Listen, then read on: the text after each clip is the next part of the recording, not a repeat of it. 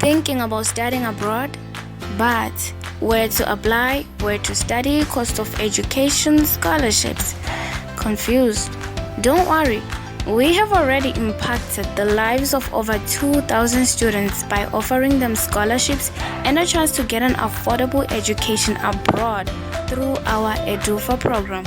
And not only this, our students get access to exclusive work-study programs where they learn 21st century job skills and can self-fund their higher education in India while staying in your home country.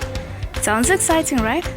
If you want to be part of the program, then please visit www.edufa.com or send a text on WhatsApp at +91 72920 66328, and our academic counselors will get in touch with you.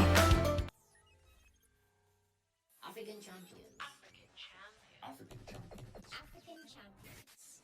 Today, our African champion is a British of Nigerian descent, Professor Dame Elizabeth Anionwu. You be champion. Now, Professor Dame Elizabeth Anionwu is a British nurse of Nigerian descent, like I mentioned. She's a healthcare administrator, a lecturer, and Emeritus Professor of Nursing at the University of West London. Yeah, I mean, that's how, deep-rooted she is in the whole health system in the UK. Now, in 1979, Anionwu became the United Kingdom's first sickle-cell and Thalassemia nurse specialist. Big one.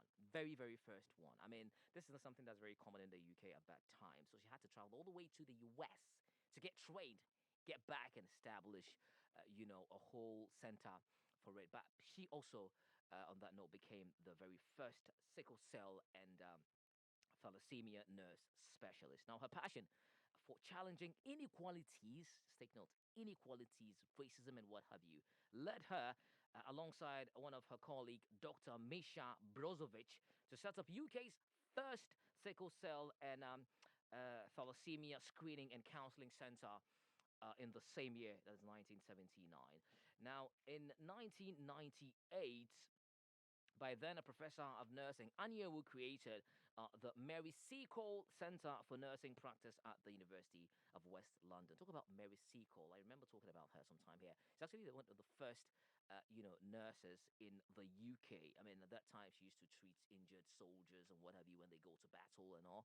So she's actually the first nurse in the UK. So uh, she established this particular center at the University of West London. She was also appointed a Dame Commander of the Order of the British Empire and is a fellow of the Royal College of Nursing. Today, she is a patron of the Sickle Cell Society, the Nigerian Nurse Charitable Association, and the Sickle and Thalassemia Association of Nurses, Midwives, and Allied Professionals. And she has chaired a series of projects for the NHS sickle and thalassemia screening program. Now, Dame Elizabeth, now Emeritus Professor of Nursing at the University of West London, also co-led a campaign to have a statue of the nurse Mary Seacole erected at St. Thomas Hospital in 2016. And for her, it meant a lot. She was actually inspired by a nun, who actually treated her.